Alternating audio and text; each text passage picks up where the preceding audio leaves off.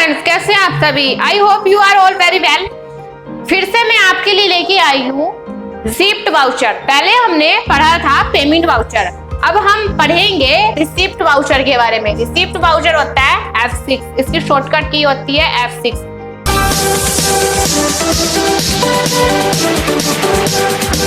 तो आज हम बात करेंगे रिसिप्ट वाउचर के बारे में। आपने मेरी पहले वाली वीडियो नहीं देखी तो आप उन्हें जाके देख सकते हैं, उसका लिंक ऊपर आ रहा है।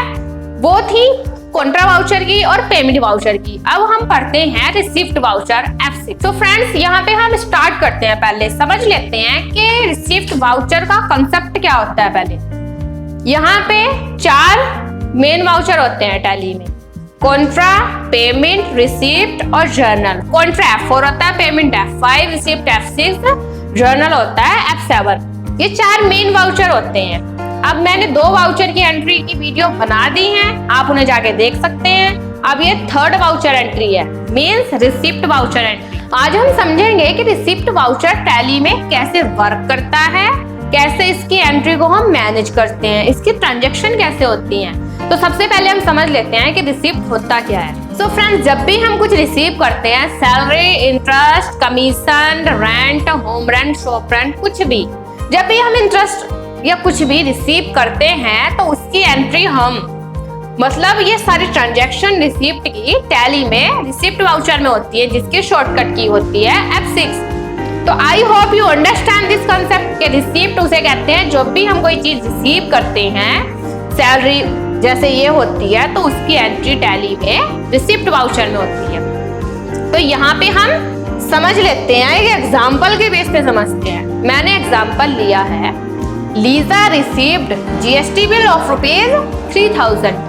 लीजा ने एक इलेक्ट्रिसिटी बिल रिसीव किया है, लीजा ने एक GST बिल रिसीव किया है 3000 रुपीज का।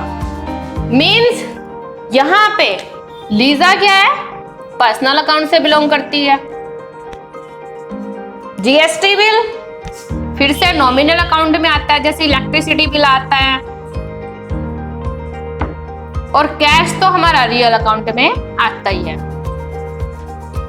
सो फ्रेंड्स, मैंने आपको पहले बताया था और अब फिर से बता देती हूँ कि हर एक एंट्री में डेबिट क्रेडिट होता है, और डेबिट क्रेडिट हमें किसे करना है, अगर हम ये कंसेप्ट सीख जाते हैं तो हम कोई भी एंट्री कर सकते हैं, अगर वो विदाउट नेम की हो या फिर विद नेम हो। यहाँ पे लीजा विद नेम एंट्री है, अगर यहाँ पे लीजा ना होता तब भी हम इस एंट्री को कैसे करते, ये मैं अगले एग्जांपल में बताऊंगी।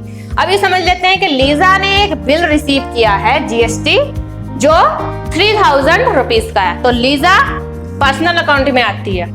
कैसे? क्योंकि लीजा एक पर्सन है, पर्सनल अकाउंट से इसलिए बिलोंग करती है वो। GST बिल नॉमिनल अकाउंट में आएगा।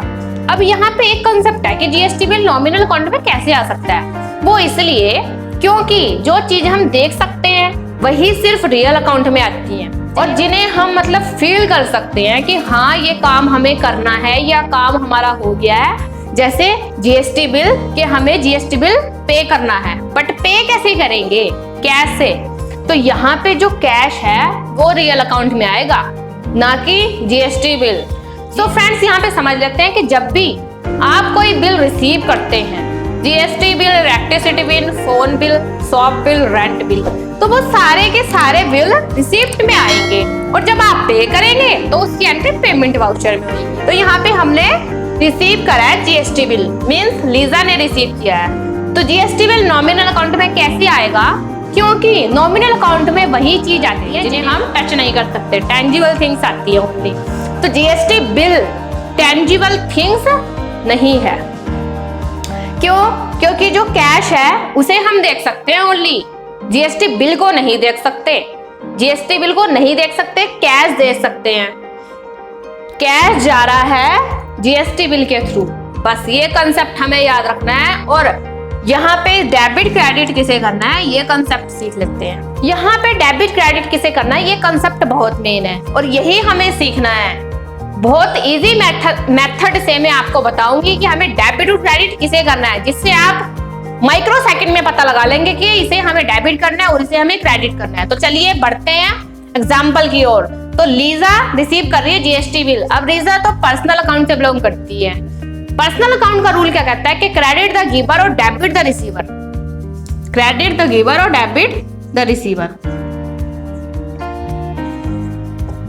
तो डेबिट हम लीजा को कर सकते हैं, यस कर सकते हैं, बट लीजा को डेबिट नहीं करेंगे क्योंकि लीजा रिसीव नहीं हो रही है, लीजा बिल रिसीव कर रही है।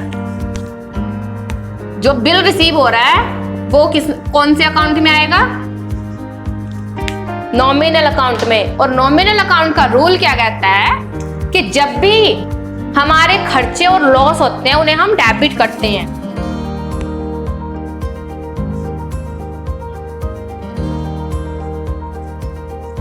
और इनकम और प्रॉफिट को क्रेडिट करते हैं। तो जीएसटी बिल हमारा नॉमिनल अकाउंट में आता है, उसे हम देख नहीं सकते, बस जो उसके थ्रू कैश जा रहा है, जीएसटी बिल के थ्रू कैश जा रहा है उसे हम देख सकते हैं, कैश को। सो फ्रेंड्स, हम भी अभी यहाँ पे समझ लेते हैं कि डेबिट और क्रेडिट किसे करना है। तो जब जीएसटी बिल है तो रिसीव हो रहा है, मतलब यहाँ पे हमारी इनकम है। जीएसटी बिल अगर हम रिसीव कर रहे हैं तो इनकम है, देते हैं तो खर्चा है। तो यहाँ पे जीएसटी बिल क्या है?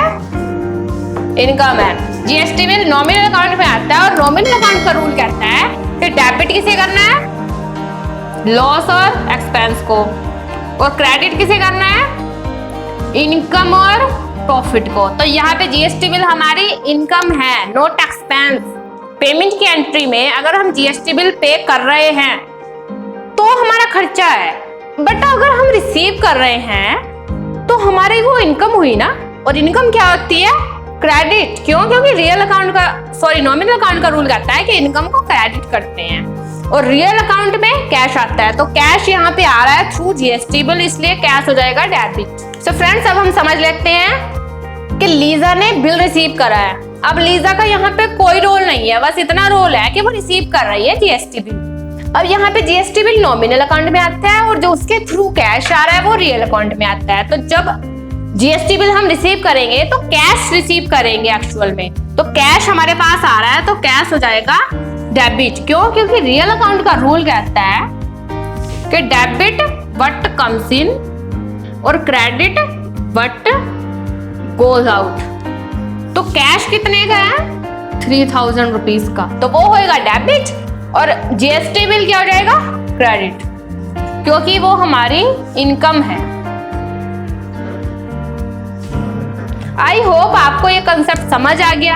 अगर आपको ये कंसेप्ट समझ नहीं आया तो आप मेरे से कमेंट में पूछ सकते हैं। कैसा भी डाउट हो आपका, किसी भी टाइप का, मैं आपका रिप्लाई जरूर करूंगी। और हाँ, अगर आपको मेरी वीडियो पसंद आई तो वीडियो को थंब देना ना भूलें। चैनल पे नए हैं तो चैनल को सब्सक्राइब करना ना भूलें। Thank you very much.